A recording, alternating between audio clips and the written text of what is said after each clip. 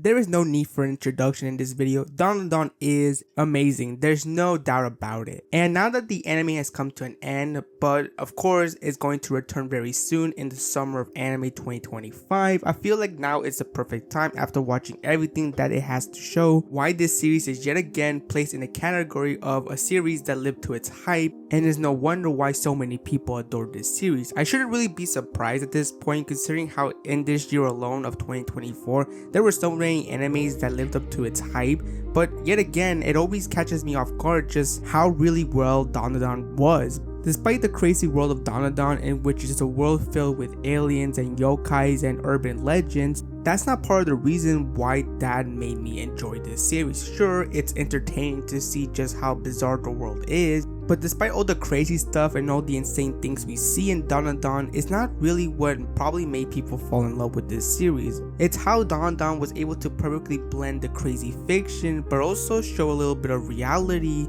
not just throughout its storytelling but also throughout its characters, because while they are enjoyable, funny, and they all have each of their own kind of personality that you really are interested in, it's not really all that makes these characters the only reason why we see them. As once you watch things more closely, you start to see just how complex these characters are and just the overall themes of Dandadan, which is something that you probably wouldn't expect to happen if you just take one quick glance at this series, as you would just think that this is just simply a series of characters just fighting off aliens and curses, spirits, etc. And that's why many people enjoyed the story. And while that may be true for some people and that may be part of the reason why this series got so popular, it's not really the entire reason. As something that I, but as well as many people have noticed when it comes to modern shonen, is the fact that back then the formula always used to consist of creating some very solid fights, creating some very solid villains, and most importantly creating an interesting protagonist. And while other characters were also needed, they were just simply on the backseat, and other things like character development or character relationships were also just something that did not really cross into many writers' minds. But with this new era of shonen, we see that storytelling has become much more detailed, because the writers now realize that people aren't just going to tune into a shonen series just because it has cool action fights or because it has a cool main protagonist or a cool set of villains. They also want other things being out there as well, interesting characters that aren't just the protagonist, interesting dilemmas that aren't just simply the good guy having to find a way to defeat the bad guy, and most importantly, a hint of realism, something that can happen in real life and isn't just simply something that can only happen in fictional stories. And I feel like with Dandadan, that's exactly what they managed to achieve. And this couldn't be more obvious with the relationship between Okarun and Momo, as despite them having two completely different lifestyles and two completely different personalities, we see later on just how well they're able to get along, and we see just clearly their inner struggles and the things that they were having to deal with before they met. With Okarun, we see that he was always alone, and we see that he was a victim of bullying, and due to this, his obsession with aliens, while it may seem like he was just insane, looking into things more deeply, we see that this was just a way for him to take his mind off of these kind of things and for him to do something with his life that for him, he felt like there was nothing really going on or interesting happening in his life whatsoever. And it's really sad to think about it, as it makes you think just how truly alone Okarun was and what would have happened if he and Momo never met. And speaking of Momo, her inner conflict within herself, as due to her grandmother being a spirit medium, Momo was always seen differently due to what her grandmother was doing, and this of course bothered Momo and not surprisingly affected her self-esteem. But one day is where really it became bad, when Momo was forced by her grandmother to do a daily ritual for good luck, but some boys saw her doing all this and proceeded to bully her and make fun of her, and one of these boys included Gigi, who was not only Momo's childhood friend but also her first crush. And after seeing this only made Momo's self-esteem go down drastically, and this caused a rift between her and her grandmother. So here we see two characters who, despite their differences, they have one thing in common at first, and that is their struggles to be able to move on or enjoy their life, as due to them having not so great memories from the past and their feelings of loneliness, it prevented the both of them from taking the next step in their lives. But once they got to know each other and once they encountered each other, everything changed, something blossomed. They both quickly realized what good chemistry they had, and with Okarun especially, we could see that he started to have color in his world. And once you see how he views Momo, it's no surprise that Okarun has something else in mind when it comes to Momo. His feelings aren't that simple. His feelings are something else, and you can't really blame him, as for him, Momo is the reason why he was able to start enjoying life. And once he realized that despite their ups and downs sometimes, Momo actually wants to be with him and is not embarrassed to talk to him out in the public. She's very open about the fact that she has no problems with him and that she's happily fine spending time with him, even if others don't seem as somebody that's worth hanging around. And it's not like this is the only things that Okarun's experiencing, as Momo herself is experiencing her own feelings for him as well, as we see oftentimes that Momo becomes jealous and it seems that she only wants Okarun to pay attention to her and no one else. And while she herself is confused as to why she sometimes acts like this, for us it's very clear as to why she does, because those feelings aren't just mutual. Those are feelings that someone has whenever they want to be by someone's side and be the only one that they pay attention to. It's a great demonstration of just how sometimes it only takes one person to completely change your life, and you start to feel and view things more differently now that special someone came to your life that you did not expect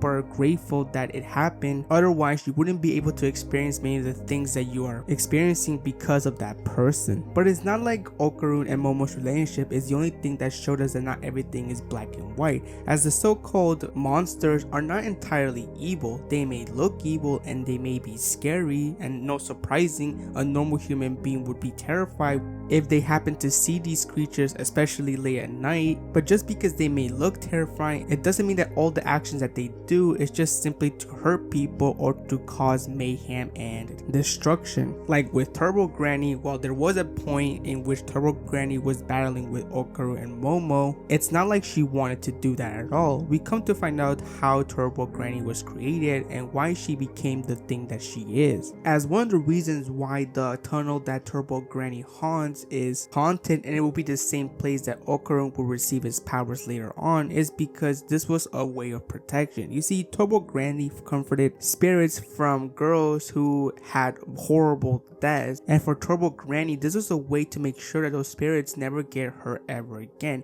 and anybody who dares enter this tunnel, well, the consequences would be dire. And then you have Acrobatic Silky, in which she has probably one of the most tragic backstories that I've seen in a while, and it really is heartbreaking and emotionally devastating as to what happened to this person. And I feel like that's a separate video in and of itself, since it is connected with another character that's become one of my personal favorites, this being Ira. And speaking of Ira, this relates back to the whole thing with Turbo Granny and the monsters that aren't really monsters, and that is the classic don't judge a book by its cover. Because Ira, when she was first introduced to the series, let's just say that she did not leave a good impression, and let's just say that there were so many people online who were very quick to dislike this character, which is not really hard to believe considering what she did during her introduction to the series, as she showed very quickly what kind of two-faced person she could be sometimes and how she really is good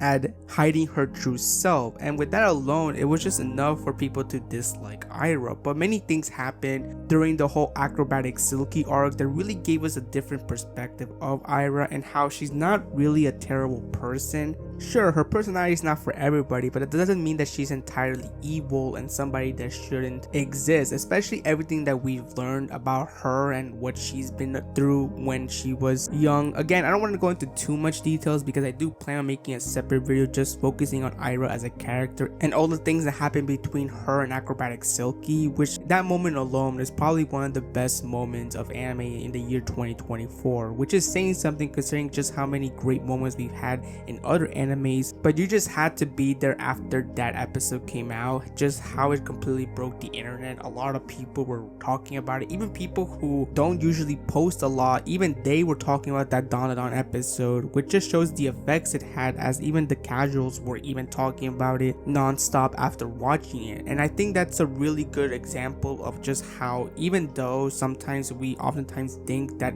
there is no way animes can subvert our expectations any longer since everything has been done and everybody has already seen everything, in different kinds of animes, yet there's always that one moment that really just makes people speechless, and there's always people that really are caught off guard of just how beautifully yet emotionally invested they have become after just one hard-hitting moment. It's a great reminder that if done right and if the writer knows what they're doing, they can make a series that's already good become much more amazing and become an instant classic right away. But of course, it's not like Ira is the only one that subverted our expectations, as while he was introduced very later on, Gigi, who of course I talked about briefly, finally makes his appearance all grown up, and while we at first think that he's just a normal looking person, we see that he has a very funny but chaotic side to him as well, as he seems to express himself very openly and with no hesitation whatsoever, even when others find him weird or find it hard to believe that this is who he actually is. But I think Gigi is one of the reasons why I do respect him as a character, is because he's very fine with who he is. He's not trying to hide it and doesn't care what others think of him. That's what really makes Gigi's character more realistic, as there are some people in real life that aren't afraid to show who they really are or are embarrassed because of it. And not to mention that despite Gigi the way he is, he's a very good person, as once they're having their conversations, Okarun realizes that he and Gigi have a lot of things in common despite their differences, which is something that of course Okarun finds it hard to believe, as he could never imagine a guy like Gigi would be interested in the things that he likes. But it just goes to show us that it really isn't that hard to believe, because there's always going to be people that you don't expect to like certain things to like those certain things, and that results into you later on becoming friends with that said person. And that's exactly what happens between Okarun and Gigi, as despite their rivalry due to their close relationship with Momo, they were still able to get along just fine. And this ties back to the many themes of Dandadan, especially with Okarun's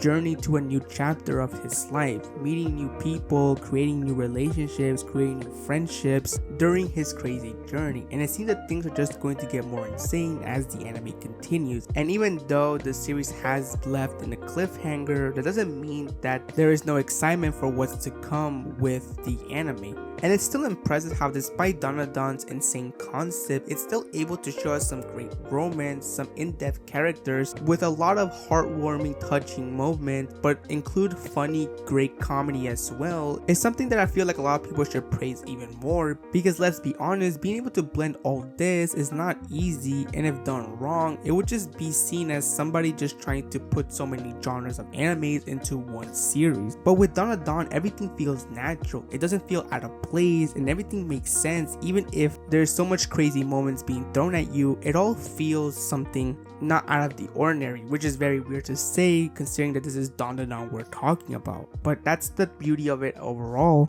And it wouldn't surprise you if many people place Dandadan as not only the anime of the season of the fall anime 2024, but just a contender for the anime of the year of 2024, which is a pretty high praise overall, considering just once again how many animes that are good and just like Dandadan became modern classics, but they too also had their moments that broke the internet and had a lot of people talking. That's something that's very hard to achieve, but in just 12 episodes, Dandadan was able to show us that it's deserving to be one of the animes to be placed in anime of the year of 2024. And with that, that's pretty much the end of the video. I hope you enjoyed it, and I'll see you next time.